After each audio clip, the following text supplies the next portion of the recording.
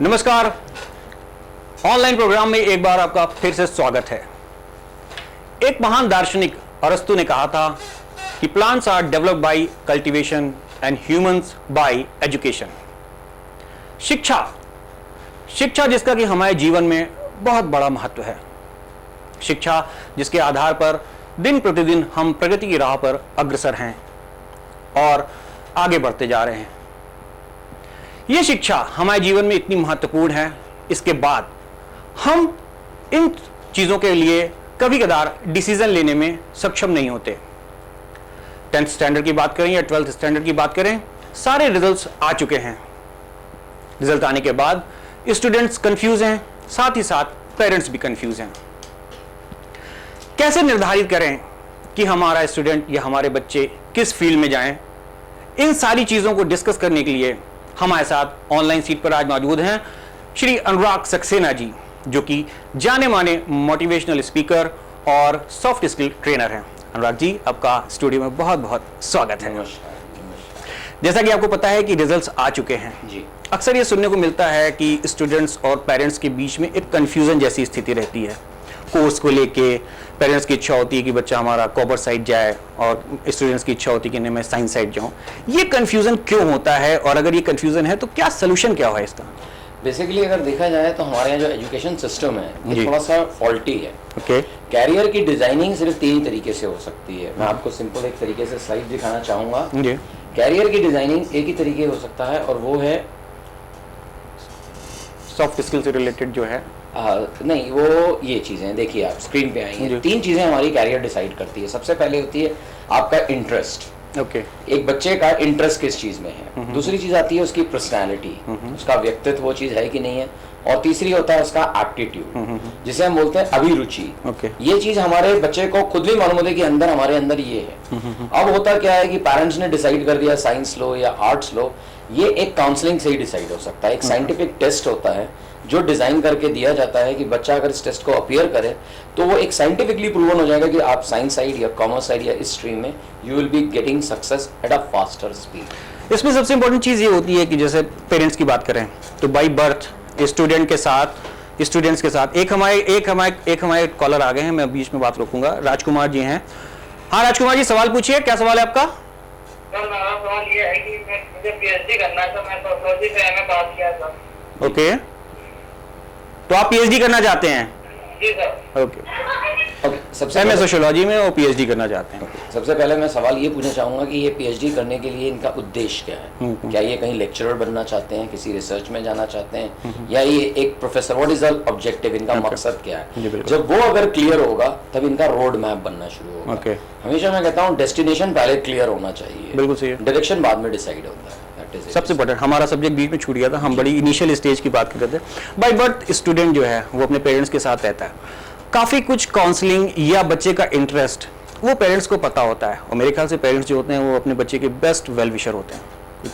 तो 10th standard के आने पर अगर वो कोई निर्णय लेते हैं अपने बच्चे के लिए, तो क्या वो गलत हो सकता है? कभी कभी हो सकता है, ज्यादातर नहीं होता है, कभी कभी हो सकता है। मैंने अक्सर देखा है पेरेंट्स की हो सकता है कि मैं डॉक्टर नहीं बन पाया इसलिए मैं चाहता हूँ मेरा बेटा डॉक्टर बने। मैं उनसे एक सवाल पूछता हूँ, आपको एक मौका मिला था अपना ड्रीम पूरा करने के लिए, अगर आप वो पूरा नहीं कर पाए तो आप उस बच्चे से ये ड्रीम एक्सपेक्ट कर रहे हो सकता है उसका कोई और ड्रीम हो, वो कुछ और करना चाह रहा हो, लेकिन अंडर प्रेशर आके because of the parents emotional reasons की वजह से वो डिसीजन नहीं ले। लेकिन ये चीज ऐसी होती है अगर हम कोई चीज नहीं कर पाए तो हमारी एक्सपेक्टेशंस होती है कि हमारे बच्चे उस चीज को कर ले। एक ये सपना होता है हर पेरेंट्स का। मैं बिल्कुल चाहूंगा ये होना चाहिए है, बट सबसे पहली चीज है कि जो आदमी को वो ड्रीम अचीव करना है उससे पूछा जाना चाहिए कि उसके लिए क्या चीज ईजी है। तो इसमें आपका कहना है कि बच्चे की एक काउंसलिंग करानी चाहिए, जिस पे निर्धारित होना चाहिए कि बच्चा कॉमर्स साइड जाए या कि साइंस साइड जाए। एब्सोल्युटली। एक कंडीशन ये भी आती है आज की डेट में, जो ग्रेडिंग सिस्टम चला है उसमें ये होता है कि अगर बिलो 80% मार्क्स हैं आपके तो आप साइंस नहीं ले सकते। बच्चे का इंटरेस्ट साइंस में है लेकिन जो उसके मार्क्स आए हुए हैं उसकी वजह से उसको कॉमर्स साइड जाना पड़ रहा है। ऐसी सिचुएशन जो होती है वो बड़ी एम्बेरसिंग होती है, पेरेंट्स के लिए भी होती है और स्टूडेंट्स के लिए भी होती है। ये बड़ी क्रॉनिक सिचुएशन होती है। इसके लिए मेरे ख्याल से स्टूडेंट्स का मार्गदर्शन करना और थोड़ा ब्रीफ में करना बहुत जरूरी होता है। Very good question. देखिए, एजुकेशन 2 प्रकार की होती है। एक होती है एकेडमिक बेस्ड एजुकेशन और एक होती है हमारी वैल्यू बेस्ड एजुकेशन, जिसे हम सॉफ्ट स्किल्स भी कहते हैं। ओके। अगर बच्चे का किसी भी कैंडिडेट या किसी स्टूडेंट के एकेडमिक्स में अच्छे नंबर नहीं आए हैं तो उसको क्या करना चाहिए, सेल्फ मोटिवेशन पे उसको अपने आप को एक सॉफ्ट स्किल प्रोग्राम पे डालना चाहिए, जिसे हम बोलते हैं value based education. This plus उसकी एवरेज जो एकेडमिक है वो उसकी नॉलेज मिल के उसको सक्सेस फास्टर देगी। ये होती है सॉफ्ट स्किल्स की इंपॉर्टेंस। तो मैं यही चाहूंगा कि वो सॉफ्ट स्किल्स पे थोड़ा ध्यान दें, जिससे उसकी academic plus soft skill which will make him a better success. मतलब आपका कहना है कि अगर कॉमर्स साइड भी जा रहा है बंदा तो उस फील्ड में भी अपना करियर बना सकता है और बेहतर करियर बना सकता है किसी में भी, अगर उसके पास सॉफ्ट स्किल की शिक्षा है तो वो बना सकता है। मैं आपको चाहूंगा एक स्लाइड के मार्फत सॉफ्ट स्किल्स दिखाना। बेसिकली सॉफ्ट स्किल्स होते क्या हैं? जी।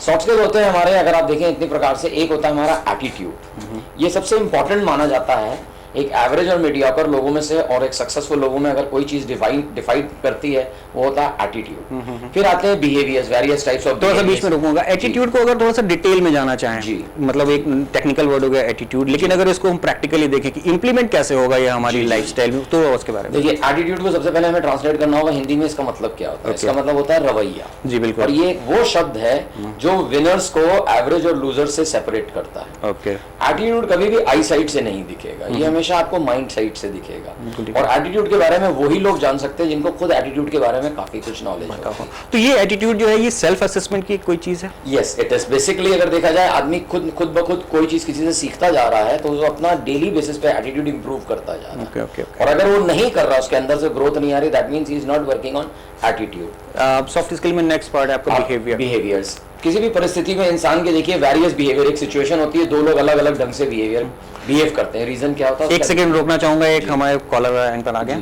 हाँ जी, सवाल पूछिए, क्या सवाल है आपका? सर मैं अनामिका बोल रही हूँ। हाँ जी, गुड इवनिंग, बताइए। सर अभी मैंने पॉलिटेक्निक का रिजल्ट आ चुका और सर मैंने बीएड में भी आज मैंने टेस्ट दिया है, तो सर काउंसलिंग पॉलिटेक्निक की होने वाली, तो मैं क्या ट्राई करूँ? ओके, काउंसलिंग पॉलिटेक्निक की होनी चाहिए। ओके, सबसे पहला सवाल ये होगा कि इंजीनियरिंग क्यों करना, इन्होंने क्यों लिया? बीएड एक डिफरेंट लाइन है। बिल्कुल सही है। It's going into teaching profession और politics means you are going to technical mindset, some engineering part. तो ये पोल्स अपार्ट शिक्षा क्यों ली जा रही है, ये पहला क्वेश्चन है। खैर दोनों को रखना चाहिए। If you want to become an engineer, आप इंजीनियर भी बन सकते हैं, लेकिन आपने बीएड दिया और आप क्वालिफाई करके तो आप एकेडमिक्स में चले जाएंगे, टीचिंग साइड। डिपेंड करता है, आज की इतनी कॉम्पिटिटिव वो चल रही है, मार्केट चल रही है, उसमें उसको लगा होगा कि एक स्टेज के बाद वो अगर इस फील्ड में चली जाए। यही गलती कर रहा है आज बच्चा। एग्जैक्टली मेरा पूछने का भी यही मतलब था कि अगर कोई कंफ्यूज है जी तो उसको अपनी एक लाइन ऑफ एक्शन डिसाइड होना चाहिए उसका कि वो किस वेरी फ्रैंक आदमी अपना एक गोल सेट करे, उसी पर फोकस रहे, सूनर और लेटर वो वहां पहुंच जाएगा। ओके। मैं बात कर रहा था सॉफ्ट स्किल के, बीच में कॉलर आ गए थे हमारे। नेक्स्ट आपका कम्युनिकेशन स्किल जी। इसको ये कहा जाता है कोई भी भाषा आप सिर्फ 90 दिन में सीख सकते हैं, लेकिन कभी कभी उसके सही इस्तेमाल में 30 वर्ष लग जाते हैं। बहुत से लोगों को मैंने देखा है वो हिंदी अच्छी नहीं बोल पाते हैं, रही बात इंग्लिश की, दोनों भाषाओं का होना जरूरी होता है। इसलिए communication skills is very important. सबसे इम्पोर्टेंट आज की डेट में क्वेश्चन आता है कि अगर किसी भी फील्ड में आपको सक्सेस होना है तो इंग्लिश के ऊपर आपका कमांड होना बहुत जरूरी है। जी जी जी जी बिल्कुल सही है। क्या अगर इंग्लिश में अगर आदमी का कमांड नहीं है तो क्या सक्सेस के उसमें बाधा आ सकती है? नहीं, बाधा तो नहीं आएगी, डिले हो जाएगी सक्सेस, क्योंकि ये काम उसे कभी ना कभी सीखना ही पड़ेगा जीवन में। दुनिया की देखा जाए तो एक ही भाषा बन रही है, वो इंग्लिश। सारी वेबसाइट चाइनीज ने चाइनीज में बनाई, नहीं सक्सेसफुल हुई। रशियंस ने अपनी वेबसाइट रशियन में बनाई, सक्सेसफुल नहीं हुई। लेकिन एक कॉमन वेबसाइट जो वर्ल्ड वाइड चल रही है वो इंग्लिश में। इंडिया ने भी देखिए हिंदी की वेबसाइट कोई नहीं खोल के देता, हम बोलते हैं हिंदी है और वेबसाइट हिंदी की कोई नहीं खोलता है, बोलता मैक्सिमम क्या है is English. English is very common language for the entire world this time. तो सॉफ्ट स्किल में नेक्स्ट पोर्शन था स्ट्रेस मैनेजमेंट का। जी, आपको मैं बहुत क्लियरली बता दूं, आगे वाले समय में जो आगे समय आने जा रहा है ये हर व्यक्ति के लिए तनावपूर्ण होगा। और तनाव को कैसे हैंडल किया जाता है ये एक पूरा स्किल होता है, एक प्रोग्राम होता है। उसमें बहुत से तरीके हैं, how do you handle your stress management, ये बहुत एक इंपॉर्टेंट चीज होती है। और अगर आप स्ट्रेस नहीं हैंडल कर पाएंगे तो गारंटी आप अपनी सक्सेस भी हैंडल नहीं। जो हमारा सबसे पहला क्वेश्चन था, जो कंफ्यूजन की स्टेज होती है बच्चे के कोर्स सिलेक्शन में, पेरेंट्स और स्टूडेंट्स में, स्ट्रेस की सबसे ज्यादा परसेंटेज उस स्टेज पे होती है। वो स्टेज एक ऐसी होती है कि जो कि डिसीजन को भी इफेक्ट करती है और साथ में साथ बच्चे के करियर को भी प्रभावित करती है। तो वो स्ट्रेस उस पर्टिकुलर सिचुएशन में कैसे हैंडल किया जाए? स्ट्रेस सिर्फ 3 तरीके से हैंडल हो सकता है और उनको हम 3 M's बोलते हैं। Okay, the first is meditation. The first is meditation. आप शांति पूर्वक बैठे कोई भी चीज करें, art of excellence, art of living, yoga, whatever it is, number 1। दूसरा M से आता है हमारा मोटिवेशन। या तो आप स्वयं मोटिवेटेड हो या आप मोटिवेशनल बुक्स पढ़िए, मोटिवेशनल प्रोग्राम्स देखिए, मोटिवेशनल सीडीज देखिए। और अगर ये दोनों केसेस में ज्यादा स्ट्रांग हो गया है, तीसरा आता है M which is called medication. Medication कि आप बहुत ही डिमोटिवेटेड हैं, स्ट्रेस मैनेजमेंट में है, फोबियाज हो गए हैं, डर बैठ गया, तो you have to take some medication. वो एक डॉक्टर ही डिजाइन कर सकता है। यानी कि इतना ज्यादा स्ट्रेस हो जाएगा कि दवाइयों की जरूरत पड़ जाएगी। दवाइयों की जरूरत तो नहीं पड़नी चाहिए मेरे हिसाब से। नहीं हो रहा है। आप देखिए कि मैंने अभी एक रिसर्च की थी, आईआईटी में सुसाइडल रेट थोड़ा हाई है। Okay. And suicidal rate more in first year and second year, third और फोर्थ ईयर में नहीं करता, क्योंकि तब तक वो स्ट्रेस हैंडल करना सीख गया होता है student. Yes, it is serious. मेरे ख्याल से पिछले दिनों में काफी एग्जांपल्स ऐसे देखने को मिले हैं जो स्ट्रेस की वजह से इसी प्रॉब्लम आई है। क्योंकि डिमोटिवेशनल रीजन है, बच्चा पढ़ तो रहा है आईआईटी में और पाने के बाद भी इतना वर्क प्रेशर है, स्टडी प्रेशर है, काफी कोशिश करनी चाहिए कि मेडिसिन के ना आने पाए, वो उसके पहले ही अपने स्ट्रेस को रिमूव कर ले तो ज्यादा बेहतर होगा। बात हो रही थी सॉफ्ट स्किल की, उसमें नेक्स्ट पार्ट हमारा आता है टाइम मैनेजमेंट का। वन ऑफ द फेवरेट चीज है ये। अब अगर देखा जाए दुनिया में हर आदमी की घड़ी में एक दिन में 24 ही घंटे होते हैं, लेकिन वो लोग कितने बड़े बड़े काम कर ले जाते हैं। एवरेज आदमी हमेशा टाइम को ही परेशान रहता है, मेरे पास टाइम नहीं है, मेरे पास टाइम नहीं है। टाइम सबके पास बराबर होता है, सिर्फ टाइम मैनेजमेंट का प्रबंधन नहीं आता, जिसे बोलते हैं टाइम मैनेजमेंट कैसे होता है। आप यकीन नहीं करेंगे, मैं टीवी भी देखता हूँ, सब कुछ काम करता हूँ, मेरे पास हर चीज का टाइम होता है, because I am strictly on time management. और ये एक कला है और इसको सीखा जाए। एक सेकंड के लिए रोकूंगा, एक कॉलर हमारे आगे, ब्रजेश अवस्थी जी। ब्रजेश अवस्थी जी, सवाल पूछिए अपना। हेलो। हाँ, सवाल पूछिए। मैं रजीज अवस्थी पहुंचना से बोल रहा हूँ जी, बताइए। जब बहुत ज्यादा गुस्सा आता है जी, तो उसके लिए क्या करना क्या चाहिए? कुछ ऐसा आइडिया छोटा मोटा दिया टाइप का? जी जी जी, बिल्कुल बिल्कुल बिल्कुल। ये गुस्सा आता क्यों है आपको, किस वजह से आता है? एक्चुअली मैं थोड़ा सा फास्ट वर्किंग वाला बंदा हूँ, मेरे आसपास जितने भी है सब बहुत स्लो वर्किंग वाले बंदे हैं। अच्छा, आप शायद अपने मतलब ऑफिस या संस्थान की बात कर रहे हैं। यहाँ पर बात हमारी वैसे यहाँ पर ये हो रही थी, ये टेंशन जो है एजुकेशन को लेके पेरेंट्स और बच्चों के बीच में अगर कोई टेंशन वाली बात होती है तो उसकी डिस्कशन कर रहे थे। फिर भी हम आपके क्वेश्चन को पूछते हैं अनुराग जी से कि क्या बताएंगे आप? बहुत सिंपल है, वही तरीके जो मैंने 3 एम्स बताए थे। सबसे पहले तो आपको अपने ऊपर थोड़ा मेडिटेशन करना पड़ेगा, रोज सुबह उठ के ध्यान लगाना पड़ेगा। आज मुझे दिन भर में क्या करना है, कैसे करना है, अगर नहीं हो पाया तो क्या होगा, हो जाएगा तो क्या होगा, पहले। दूसरा है कोई मोटिवेशनल लेक्चर या किताब के 10-12 पन्ने पढ़िए। सुबह उठ के अगर आप 10 पन्ने पढ़ेंगे, आप दिन भर मोटिवेटेड रहेंगे, चार्ज रहेंगे, लोगों से मिलेंगे, खुश मिजाज रहेंगे। वैसे ये एक बड़ी नेचुरल प्रॉब्लम है आज की डेट में। ऑफिसेज या संस्थान को अगर हम डिस्कस करें तो कुछ ऐसे लोग होते हैं जो जरूरत से ज्यादा मेहनत करने वाले होते हैं, और उनके आसपास का अगर वो एटमॉस्फेयर नहीं होता, तो जैसे इन्होंने अवस्थी जी ने जो अपनी फीलिंग्स बताई हैं, ऐसी फीलिंग्स बड़ी कॉमन सी हो गई। जो काम करना चाहता है वो काम करता है, लेकिन जो नहीं करना चाहते वो आसपास का माहौल खराब करते हैं। तो बट नेचुरल उनको टेंशन होता ही होगा।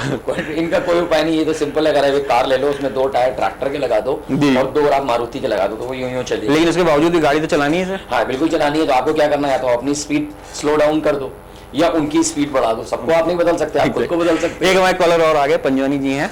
हाँ, पंजवानी जी सवाल पूछिए। Geeta Panjwani ji, good evening sir. Good evening. Sir, I want to ask my question. Sir, that is ICSE board is better than CBSE board. Sorry, repeat again. ICSE board is better or CBSE board? CBSE or ICSE? Okay. Okay, CBSE. Which board is better? Obviously CBSE board is much better, central that is much better. Okay. अगर इन दोनों में choice करना है तो CBSE board is much better. नहीं, अगर फिर भी अगर कंपैरिजन करें तो कौन सी ऐसी वजह है जो CBSE बोर्ड बेटर है? देखिए, एक्चुअली में to be very frank, UP का भी वो जो एजुकेशनल एनवायरनमेंट है वो उतना अच्छा है नहीं जितना सेंट्रल बोर्ड का है। Definitely central I would definitely से CBSE is much stronger, student candidate is much knowledgeable, much more एनलाइटेड basically. That is. वापस आते हैं अपने सॉफ्ट स्किल चार्ट पर। टाइम मैनेजमेंट की बात कर रहे थे हम, वो शायद बीच में रह गई थी, उसको कंटिन्यू करते हैं। सीधे सिंपल चीज है, टाइम मैनेजमेंट के लिए करना क्या है, सुबह उठना है, एक छोटी सी डायरी निकालनी है, उसमें 4 काम करने हैं। फर्स्ट थिंग, आज मुझे दिन भर में क्या क्या काम करने हैं वो सारे लिख डालने हैं, फर्स्ट थिंग। सेकंड थिंग, इनमें से अब आपके पास काम ज्यादा हो जाएंगे, समय कम है, तो आपको 2 चीजें करनी है। ये 2 पार्ट में एप्लीकेबल होगी, एक हम बात स्टूडेंट्स की भी करेंगे और एक हम प्रोफेशनल्स की भी बात करेंगे। जनरल चीजें हैं, प्रोफेशनल्स के लिए भी यही चीजें हैं। ये मॉर्निंग में उठ के उसको डिजाइन तो करना ही है बेसिकली, मेरे को दिन भर में क्या करना है। तो उसने अगर 8 काम लिख लिए और उसको लगा कि मेरे पास समय कम है, काम ज्यादा है, तो उसमें उसको P लिख दे। P मींस प्रायोरिटी, प्राथमिक। मैं फिर बीच में आपको रोकूंगा, एक हमारे दर्शक हिमांशु जी आ गए लाइन पर, क्योंकि ये दर्शकों का प्रोग्राम है तो मैं ज्यादा मुझे बड़ा अच्छा लगता है। हिमांशु जी सवाल पूछिए अपना। हिमांशु जी की लाइन पर हम बात कर रहे थे चार्ट की जी। तो वो दूसरा काम हो गया। पहले नहीं, सबसे पहले आपने बोला कि सुबह से शाम तक आपको क्या करना, पूरी अपनी उसकी लिस्ट बना ली जी। दूसरा काम ये करना है, उसमें जितने काम हैं उसमें जो आपको P लग रहे हैं, मतलब प्रायोरिटी, ये काम बहुत जरूर, उसको टिक करना है उनको। अब आप उस पर एक्शन लेना शुरू कर दो, थर्ड स्टेज। और फोर्थ, जब रात को सोने लगो उस डायरी को फिर से निकालो कि इसमें कितने टिक लग गए हैं। अगर आपके ज्यादातर टिक हैं, you have a very good time planner. और अगर आपके ज्यादातर नो है, that means you are not handling your time. That is very very important. तो टाइम मैनेजमेंट के लिए कोई एक पॉलिसी या कोई एक सिस्टम अडॉप्ट करने की जरूरत है, या आदमी को खुद असेस करके ही अपना मैनेजमेंट करना पड़ता है? आत्म अनुशासन, self discipline. So best thing is, मैं एक सेंटेंस बोलता हूँ अक्सर, जो पेटेंटेड भी कराने जा रहा हूँ, कि जो काम जरूरी हो, दिल और दिमाग उसे ना करना चाहे, उसे जरूर करना, सक्सेस मिलेगी। एक हमारे दर्शक और आ गए, वर्षा रावत जी का जी, प्लीज कंटिन्यू। ओके, जो काम जरूरी हो, दिल और दिमाग ना करना चाहे, उसे जरूर करना, सफलता मिलेगी। पढ़ना जरूरी है, लेकिन दिल और दिमाग पढ़ना नहीं चाहता है। वर्षा रावत फिर से लाइन पर है। हाँ वर्षा जी, पूछिए, प्रश्न पूछिए अपना। वर्षा जी सवाल पूछिए अपना। ये बताइए कि जैसे मुझे अगर इंग्लिश स्पीकिंग कोर्स कंप्लीट करना है तो कितना ड्यूरेशन होना चाहिए?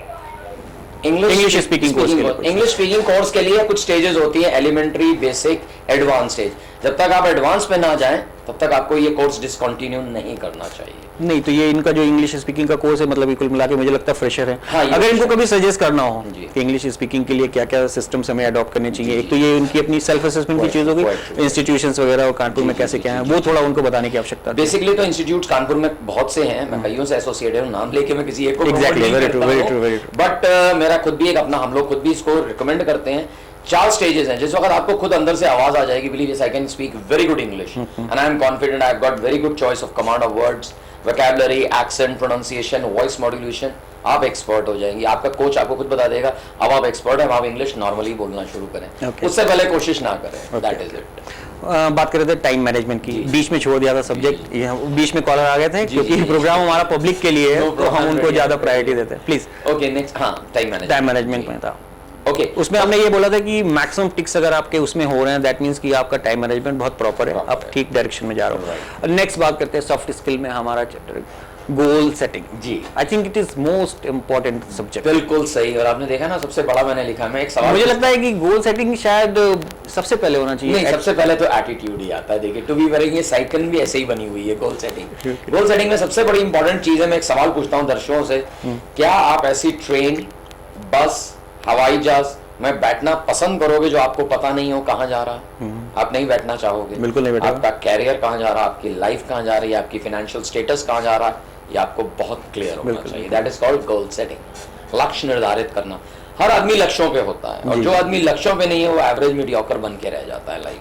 ओके, गोल सेटिंग पे जारी रहेंगे, लेकिन एक दर्शक हमारे आएंगे, शशांक जी। शशांक जी सवाल पूछिए। ये हमें इंटर बस बीएससी करना चाहिए या बीटेक?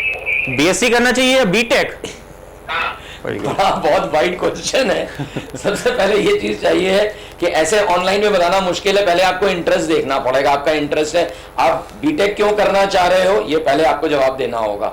और अगर आप संतोषजनक जवाब खुद को देते हो, then go for an specialist जो बीटेक काउंसलिंग देते हो।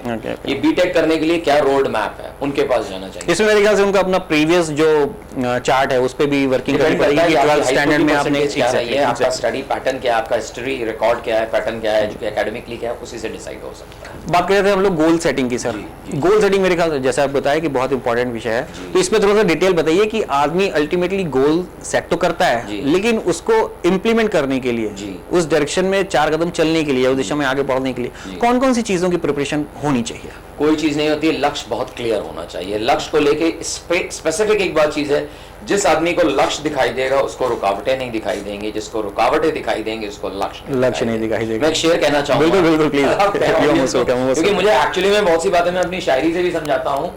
वो शेर ये अर्ज किया है, आप थोड़ा इरशाद बोल दी तो जी जी बिल्कुल, इरशाद, मोटिवेट हो जाता हूँ। इरशाद कि जिन्हें मंजिल पे जाना है वो शिकवा नहीं करते, जिन्हें मंजिल पे जाना है वो शिकवा नहीं करते, और शिकवों में जो उलझे हैं वो पहुंचा नहीं करते। Very good, very good, very good. मेरे ख्याल से दर्शक भी बहुत ज्यादा इंस्पायर्ड हुए, उनकी तालियों की आवाज हम तक नहीं आ सकती, लेकिन हम उसको महसूस कर सकते हैं। Thank you very much. Next soft skill, हम बात कर रहे थे गोल सेटिंग की। Now decision making. जी, बड़ा इंपॉर्टेंट टॉपिक है। जब आप एक लक्ष्य निर्धारित कर देते हैं, अब आपको डिसीजन मेकिंग है। अक्सर क्या होता है, इंसान सारी जिंदगी अपना डिसीजन नहीं ले पाता, ही कीप्स ऑन थिंकिंग, मैं अमीर बनूंगा, मैं सक्सेसफुल होऊंगा, जब तक आप डिसीजन नहीं लेंगे तब तक आप एक्शन नहीं लेंगे। जब तक आप एक्शन नहीं लेंगे तब तक रिजल्ट्स नहीं आएंगे। डिसीजन मेकिंग में बात करेंगे, नीरज जी हैं लाइन पर। नीरज जी सवाल पूछिए अपना। सर मैं स्पीकिंग कर रहा हूँ सर, मैं जानकारी चाहता हूँ कि मैं स्पीक नहीं कर पाता हूँ। सेम प्रॉब्लम इनकी भी है, ये कुल मिला के इंग्लिश स्पीकिंग इंग्लिश ये मैं समझ नहीं पाया, हिंदी नहीं स्पीक कर पाता हूँ, इंग्लिश नहीं कर पाता हूँ, ये इंग्लिश से शायद कहना चाह रहे हैं। एग्जैक्टली इंग्लिश बोलना सबसे मुझे लग रहा है आसान कि ये काम दोनों चीजों को मिक्स करे जिसकी वजह से दोनों नहीं बोल पा रहे। इंग्लिश बोलना दुनिया का सबसे आसान काम है। सबसे आसान काम है, शीशे के सामने खड़े हो जाइए, आप शुरू हो जाइए, 5 सेंटेंसेस रोज याद करिए, नए 5 नए वर्ड्स याद कीजिए, शीशे के सामने खड़े हो जाइए, धड़ाक से रिपीट कर दीजिए, आपकी झिझक हट जाएगी अपने आप। वो सेंटेंस दूसरे दिन आप दिन में किसी के सामने प्रयोग करेंगे। अगर आप पर डे भी 5 नए सेंटेंस सीखेंगे, 30 दिन में 150 सेंटेंसेस हो जाएंगे, बहुत काफी होगा आपके लिए। सॉफ्ट स्किल में डिसीजन मेकिंग की बात कर रहे थे हम लोग, गोल डिसाइड होने के बाद डिसीजन मेकिंग के लिए। जी प्लीज। निर्णय लेना एक बहुत बड़ी आर्ट है। मैंने बहुत से लोगों को देखा है जीवन में एक निर्णय नहीं ले पाते हैं। दे हर चीज चाहते हैं, लेकिन आप ये सीधी चीज है, your result are connected with your actions, your action is connected with your decision. Unless until you take a decision, you cannot go on action, and action will be only bring results. तो ये link है, decision लेना चाहिए। मैं अक्सर एक सवाल पूछता हूँ, एक नदी के किनारे 17 मेढक बैठे हैं, 5 ने डिसाइड किया कितने बचे, 5 ने डिसाइड किया हम उड़ जाएं, कितने बचे? देखा जाए आंसर आता है 12 मैथमेटिकल, लेकिन उन्होंने डिसाइड किया, वो एक्चुअली में उड़े नहीं अभी। डिसीजन सॉफ्ट स्किल में आगे चलेंगे डिसीजन मेकिंग के बाद। जी एक सेकेंड, हमारे कॉलर आ गए हैं, गोविंद शुक्ला जी केशव नगर से। गोविंद शुक्ला जी सवाल पूछिए। शुक्ला जी सवाल पूछिए आप।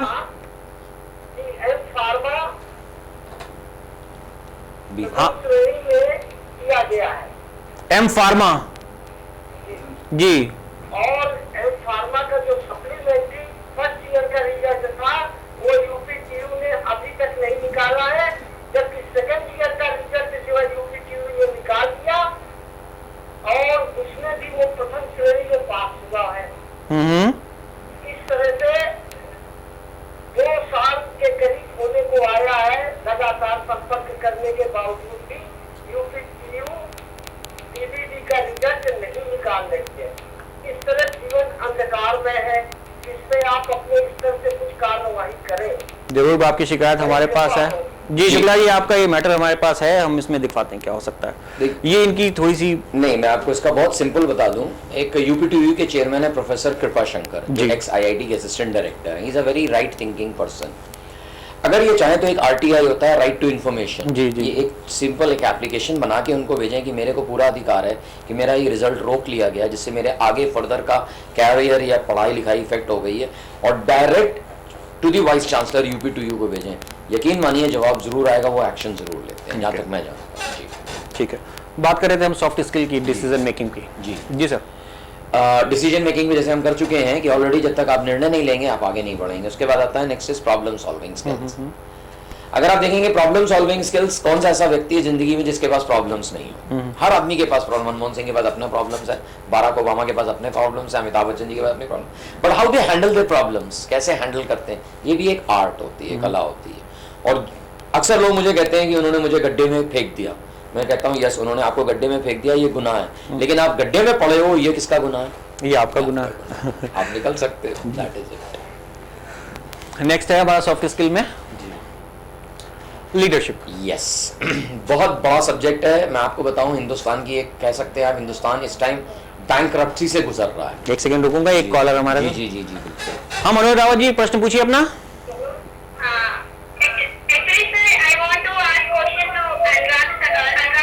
जी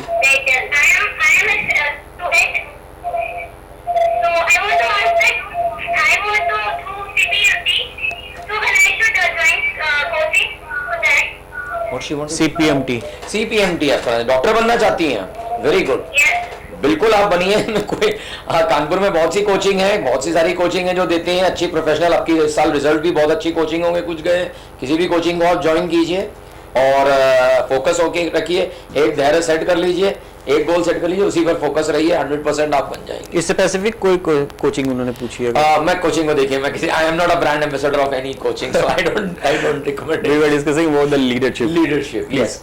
देश इस टाइम हमारा अगर देखा जाए एक बैंकरप्सी से लीडरशिप से गुजर रहा है। हिंदुस्तान एक यंगेस्ट नेशन है, बट हमारे यहाँ लीडर्स की बैंकरप्सी है। जितने भी हमारे लीडर्स हैं वो 75 एंड अबव हैं। Same thing is happening with young generation. Young generation में कोई लीडरशिप नहीं आ रही है। लीडर्स का मतलब, लीडरशिप का मतलब ये नहीं होता कि मेरे कितने फॉलोअर्स हैं। लीडरशिप का मतलब है कि मेरे बाद कितने लीडर्स पाइपलाइन में हैं। कितने लोग और आगे जाके इस चीज को, इस कॉन्सेप्ट को आगे ले जा सकते हैं, देश को, दुनिया को, पढ़ाई को, सिस्टम को। That is exactly leadership. ये चीज होती है लीडरशिप में। नहीं, तो इस लीडरशिप को अगर हम अपनी पर्सनल लाइफ में अगर इम्प्लीमेंट करें तो हमारे थॉट्स, एक चीज होती है, एक कोई कोर्स है, फॉर एग्जांपल जैसे अभी हम सॉफ्ट स्किल की बात करते हैं, ये एक कोर्स डिजाइन किया हुआ है या एक बुक डिजाइन की है या एक पैमाने डिजाइन किया गया, हम अपनी अगर लेमैन की भाषा में करें।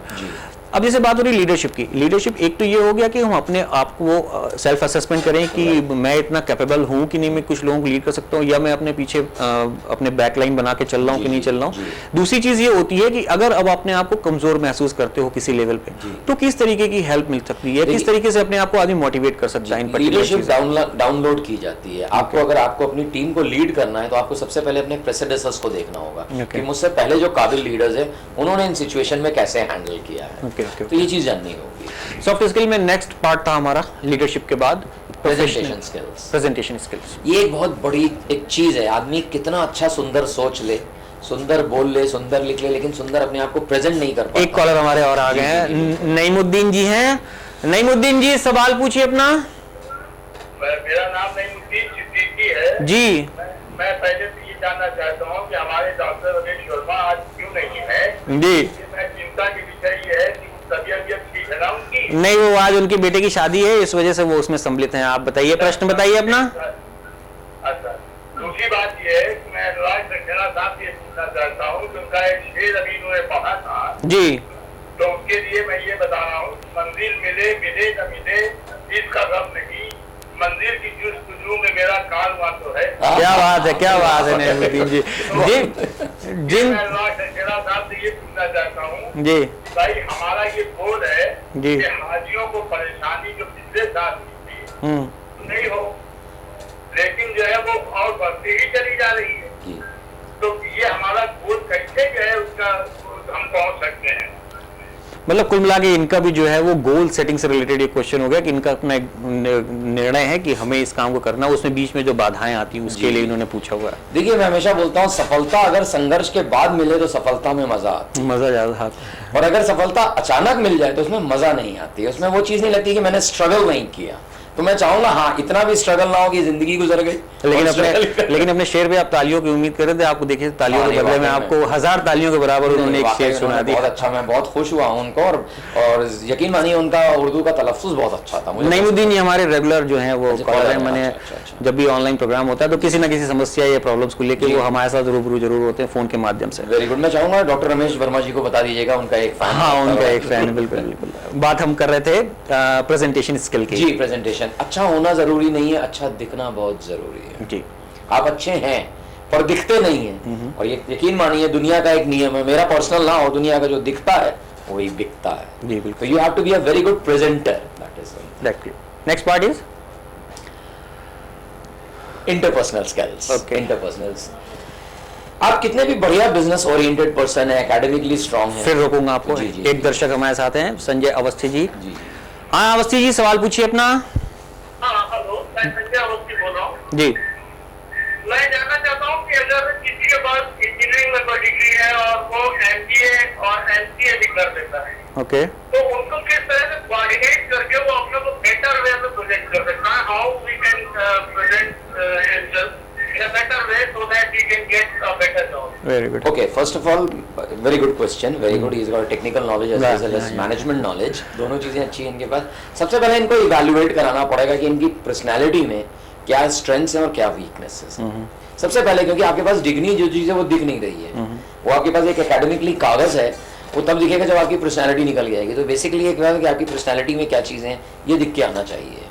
और उसके बाद मैं बता सकता हूँ कि आप में ये कमियां हैं, ये खूबियां, इन चीज़ों में आप ध्यान रखिए, इन चीज़ों के हिसाब से अपना बायोडाटा रिज्यूमे तैयार कीजिए, इन कंपनीज की लिस्ट बनाइए, इनको अपना बायोडाटा शूट कीजिए। यकीन मानिए लॉ ऑफ एवरेज कहता है 10 को शूट करेंगे बायोडाटा, 2 आपको जरूर बुलाएंगे। नहीं तो जो इनका प्रश्न था वो ये था शायद ये बीटेक है और बीटेक है और एमसीए भी किया हुआ है और एमबीए भी किया, एमबीए भी किया हुआ है। तो फिर नहीं, उन्होंने शायद पूछा कि इसमें और बेहतर करियर कैसे बन सकता है। नहीं, कैरियर तो देखिए वाकई इनके पास 2 टेक्निकल, एक टेक्निकल नॉलेज है, एक मैनेजमेंट नॉलेज है, तो एकेडमिकली तो ये बहुत स्ट्रॉन्ग है, इसमें कोई शक नहीं। अब देखने के बाद इनकी पर्सनैलिटी में आउटर क्या, यहाँ क्या चीज है ये तो इन्होंने एकेडमिक से बता दी, लेकिन यहाँ क्या चीज है ये देखने के बाद ही बता सकता हूँ। Okay, that is it. Again on soft skill हम लोग डिस्कस कर रहे थे इंटरपर्सनल स्किल्स। यस, बहुत सिंपल चीज है, आप लोगों से कैसे बातचीत करते हैं। Business management is not how you handle your money and everything, it is how you handle people. Interpersonal skills, आप कहते हैं ना लोगों से आप प्यार से बात कीजिए, देखिए सब कुछ अच्छा होगा आपके साथ, इज्जत मुफ्त में मिलेगी। बस आज लोगों को यही कला नहीं आती है, they do not know how to become a very good talker. लोगों से इंटरपर्सनल कैसे। एक कॉलर हमारे साथ और है अंकित। अंकित जी सवाल पूछे अपना। हाँ सर, अनुराग सर से मेरा क्वेश्चन ये है कि सर मैंने 12th मैंने 82% से किया था सर, और सर मैंने एक साल प्रिपरेशन किया कोचिंग के लिए, बेसिक के लिए, लेकिन मेरी सर रैंक अच्छी नहीं आई है और मुझे गवर्नमेंट कॉलेज नहीं मिल रहा है, ना ट्रिपल में मिल रहा है ना यूपीटीयू में, और सर पेट्रोलियम यूनिवर्सिटी देहरादून में हो गया सिलेक्शन, AIIT कलिंगा में हो गया सर सिलेक्शन, लेकिन गवर्नमेंट नहीं मिल रहा है। तो और इसलिए मैंने DU में अप्लाई किया है दिल्ली यूनिवर्सिटी में, वहाँ का टॉप कॉलेज भी मुझे मिल रहा है सर, BSc ऑनर्स इलेक्ट्रॉनिक्स। तो मैं जानना चाहता हूँ क्या क्या मुझे करना चाहिए, आगे बीटेक करना चाहिए या BSc ऑनर्स इलेक्ट्रॉनिक्स DU से करना चाहिए? DU से बी इलेक्ट्रॉनिक्स से करना चाहिए, कोई दो डाउट नहीं रखना, बिल्कुल एक लाइन क्लियर है। दिल्ली यूनिवर्सिटी से BE with electronics is very very good, जरूर करना चाहिए। और जो बाकी इंस्टीट्यूशंस में जिनका इनका सिलेक्शन हुआ है उसके लिए कंपटीशन चल रहा है इस टाइम, परसेंटेज इज 90, 80, 90 उस लेवल पे चल रही है। अब जब नहीं आ रही है क्रीम तो वही लेंगे, but you have to fit in, आपको कहीं ना कहीं तो अपने आप को फिट करना, तो आपको कॉम्प्रोमाइज करना पड़ेगा कहीं ना कहीं।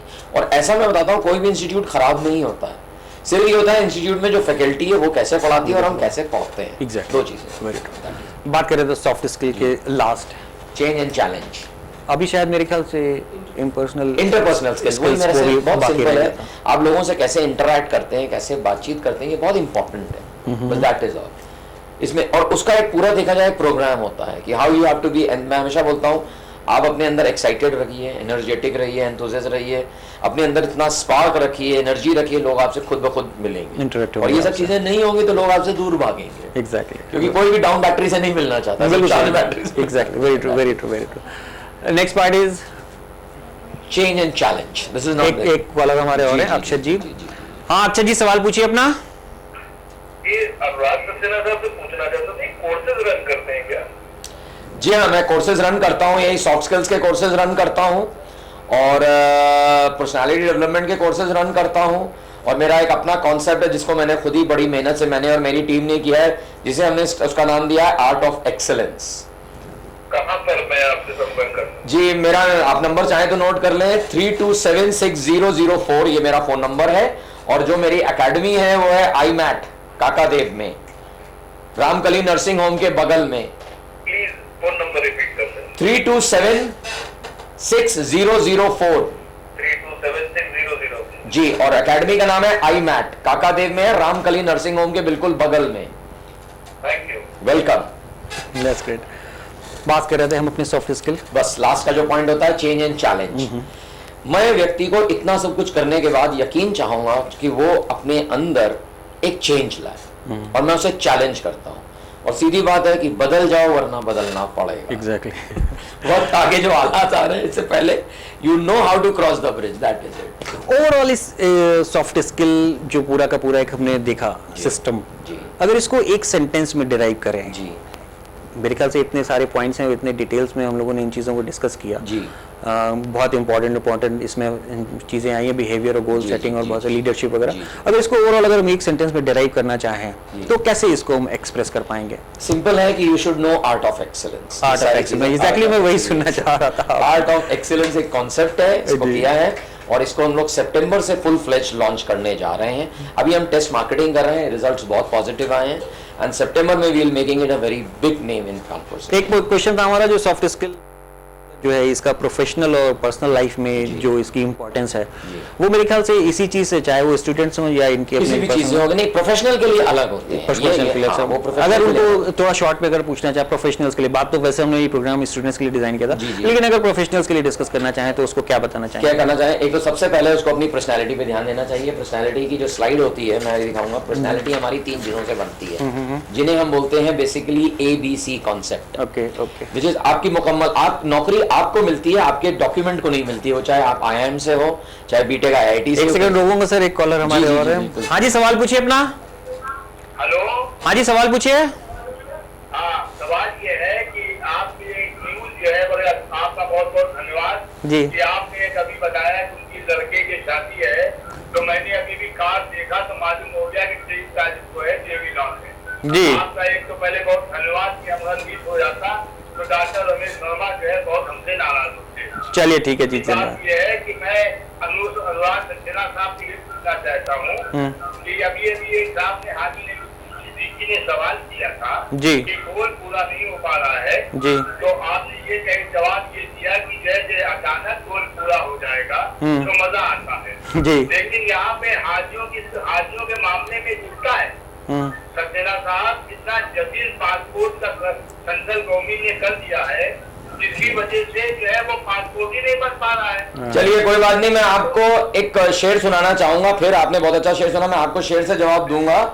पासपोर्ट जमा कीजिए और फॉर्म जमा कीजिए। जी, बताइए गोल कैसे जो है, कैसे अचानक जो है हमको मिल जाए? मैं आपको हाजी बहुत परेशान है, कानपुर ही नहीं पूरे प्रदेश के आदमी परेशान। जी बिल्कुल मैं मानता हूँ सर। मैं ये कहना चाहूंगा, शेर यूं अर्ज किया है आपके लिए खास तौर से कि शम्मा बुझ के फिर जल सकती है, शम्मा बुझ के फिर जल सकती है, कश्ती हद ए तूफान से निकल सकती है, मायूस ना हो, इरादे ना बदल, तकदीर किसी वक्त बदल सकती है। ये थोड़ा सा सब्जेक्ट में पर्सनैलिटी पे हम लोग आ रहे थे। जी जी पर्सनैलिटी की स्लाइड पे मैं बता रहा था, इंसान को नौकरी इंसान को मिलती है, उसके डिग्री को नहीं मिलती जी। आपके पास IIT की डिग्री हो, MBA की हो, कहीं की भी हो, और पर्सनैलिटी हमारी 3 चीजों से बनती है, जिन्हें हम बोलते हैं ABC कॉन्सेप्ट, जो आपका चैनल भी है basically. ABC concept, attitude, behaviours and communication. इसमें अगर आप देखेंगे सक्सेस के परसेंटेज कम्युनिकेशन को सिर्फ 7% दिए गए हैं, बिहेवियर्स को 12% दिए गए और एटीट्यूड को 81% दिए गए। इसका मतलब एटीट्यूड इतना इंपॉर्टेंट होता है, और एटीट्यूड ही वो चीज है जो इंसान की मुकम्मल पर्सनालिटी बनाता है, व्यक्तित्व बनाता है। एटीट्यूड हमारा 3 चीजों से बनता है, एजुकेशन, एनवायरनमेंट और एक्सपीरियंस। एक टेलीफोन कॉलर हमारे और है। हाँ जी, सवाल पूछिए अपना। हाँ सवाल पूछिए।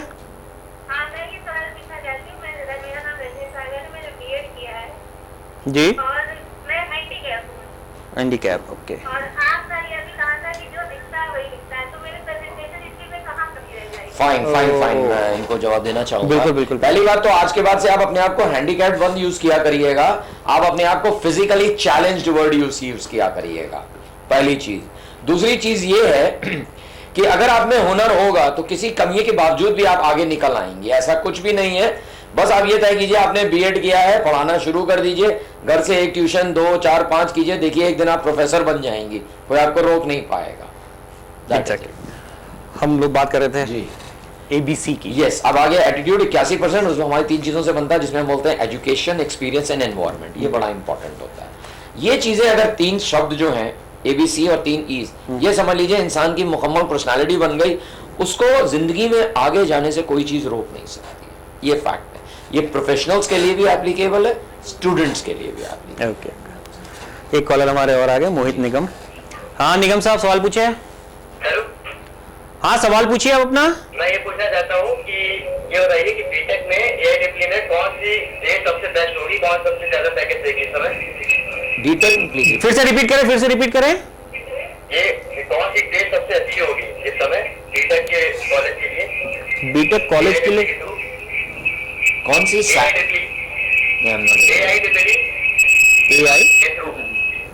इसरो।